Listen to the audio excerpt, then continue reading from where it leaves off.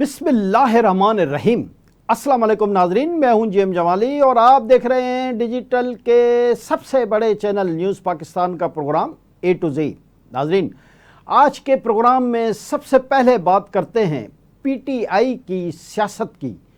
मुल्क में पाकिस्तान तहरीक इंसाफ की सियासत नई करवट लेती नज़र आ रही है। एक तरफ तो बानी पीटीआई के जेल से बाहर आने के इम्कानात मद्दूम होते चले जा रहे हैं, तो दूसरी तरफ पीटीआई की अंदरूनी सियासत पर रोज़ नए नए चैलेंजेस दरपेश रहते हैं, जिसकी वजह से पार्टी बज़ाहिर अंदरूनी खलफशार और अदम इस्तेहकाम का शिकार नज़र आती है। एक रोज़ कबल पीटीआई के अहम रहनुमा शाह महमूद कुरैशी को तवील कैद से आज़ादी मिली है, जबकि यास्मीन राशिद और दीगर रहनुमाओं को 10-10 साल कैद की सज़ा सुनाई गई, जबकि शाह महमूद कुरैशी के ऊपर अभी दीगर मुकदमात हैं, जिसकी वजह से उनकी रिहाई मुमकिन नहीं हो सकती। इन हालात में पीटीआई के सीनियर रहनुमा शाह महमूद कुरैशी की रिहाई पीटीआई के अंदर मशकूक अंदाज में देखा जा रहा है और उनकी रिहाई को किसी डील का नतीजा करार दिया जा रहा है। ताहम शाह महमूद कुरैशी के करीबी हल्के इसकी सख्ती से तरदीद कर रहे हैं और वो ये कह रहे हैं कि अभी शाह महमूद कुरैशी के ऊपर 8-10 केस मजीद हैं। दूसरी जानिब पाकिस्तान तहरीक इंसाफ के रहनुमा सलमान अकरम राजा ने कहा है कि यह कहना कबल अज़ वक्त है कि शाह महमूद कुरैशी पार्टी की क़यादत संभालेंगे।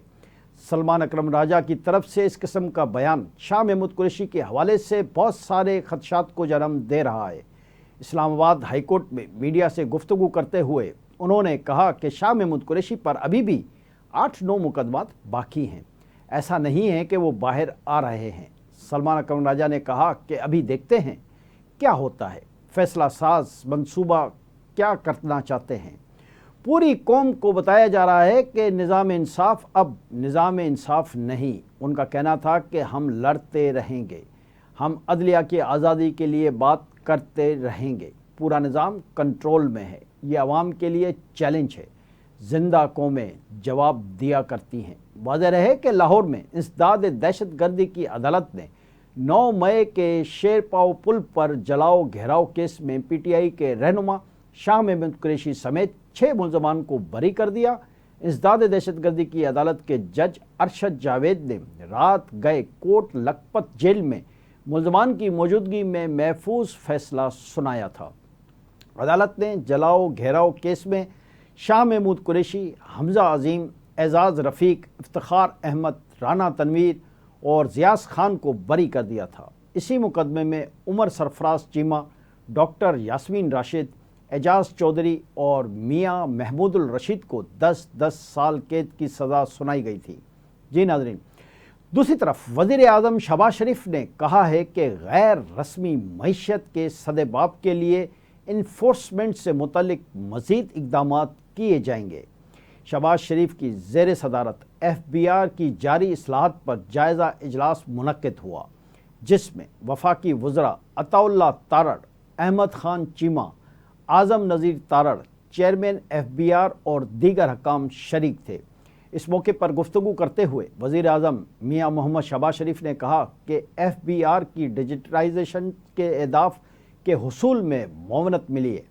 मुस्तकिल बुनियादों पर पायदार निज़ाम बनाने के लिए इक़दामात यकीनी बनाए जाएँ। वज़ीर आज़म का कहना था कि FBR डिजिटल विंग की असर नो तश्कील के लिए अहदाफ के हुसूल के वक्त का तयन किया जाए। इस्लाहात के इतलाक़ में कारोबारी हज़रात, ताजिर बरादरी और टैक्स दहंदगान की सहूलत को मद्देनज़र रखा जाए। टैक्स निज़ाम की बेहतरी से मुल्की आमदन में इजाफ़ा और आम आदमी पर टैक्स बोझ कम करना तरजीहात में शामिल है।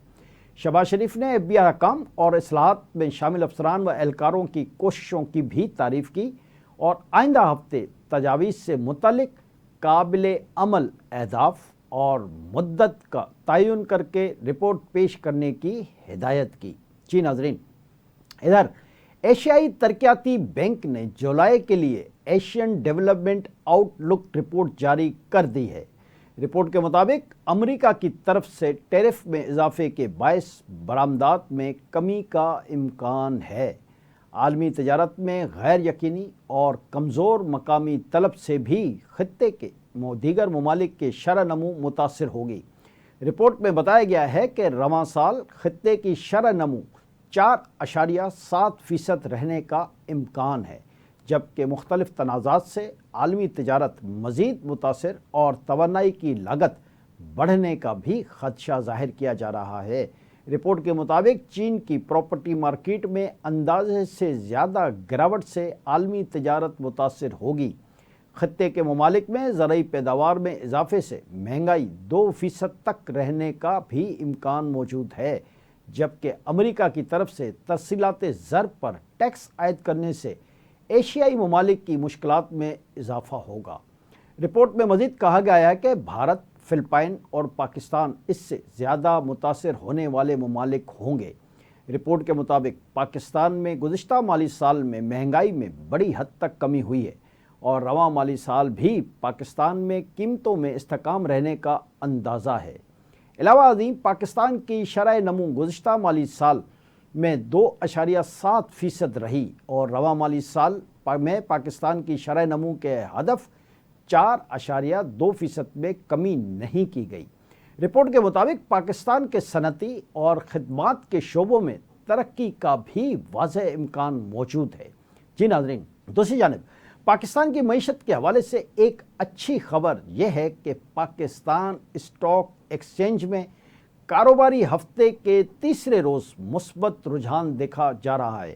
بازار حصص کے 100 انڈیکس میں 233 پوائنٹس کا اضافہ ریکارڈ ہوا، جس کے بعد 100 انڈیکس 1,39,643 پوائنٹس پر پہنچ گیا۔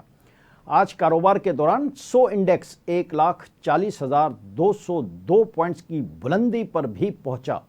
گزشتہ روز کاروبار کے اختتام پر 100 انڈیکس 1,39,419 پوائنٹس پر بند ہوا تھا۔ جی ناظرین، آخر میں کراچی کے حوالے سے ایک اہم خبر بھی آپ سے شیئر کرتے چلیں۔ ڈی جی محکمہ موسمیات مہر صاحبزادہ خان نے کہا ہے کہ آئندہ دنوں ایک اور مون سون سسٹم کراچی اور حیدرآباد کو لپیٹ میں لے سکتا ہے۔ موجودہ مون سون سسٹم کراچی کو متاثر نہیں کرے گا۔ میڈیا سے گفتگو کے دوران مہر صاحبزادہ خان نے کہا ہے کہ خلیج بنگال میں آئندہ دنوں ہوا کے کم دباؤ کا امکان ہے، جو کراچی پر بھی اثر انداز ہو سکتا ہے۔ مہر صاحبزادہ خان کے مطابق پنجاب، گلگت بلتستان اور کے پی میں زیادہ شدت کی بارش کا امکان ہے۔ بارش کا سلسلہ مزید 2 دن تک جاری رہ سکتا ہے۔ ان کا کہنا تھا کہ گلگت میں بابو سر ٹاپ والے علاقے میں کافی جانی نقصان ہوا ہے۔ لاہور میں ایئرپورٹ کے علاقے میں صبح سے اب تک 108 ملی میٹر بارش ریکارڈ کی گئی۔ آج کے لیے اتنا ہی۔ اگلے پروگرام تک کے لیے اپنے میزبان جی ایم جمالی کو اجازت دیجیے۔ اللہ حافظ۔